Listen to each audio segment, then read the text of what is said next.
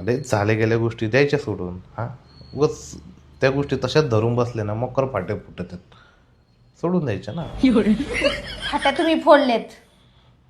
मी फाट्या फोडलेल्या नाहीये, सगळी चूक तुझी होती.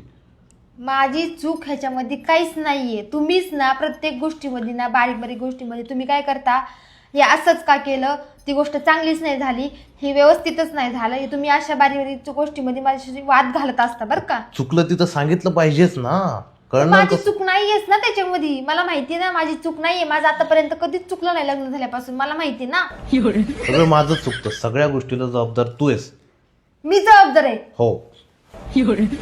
माझं चुकत नाहीये बरं का.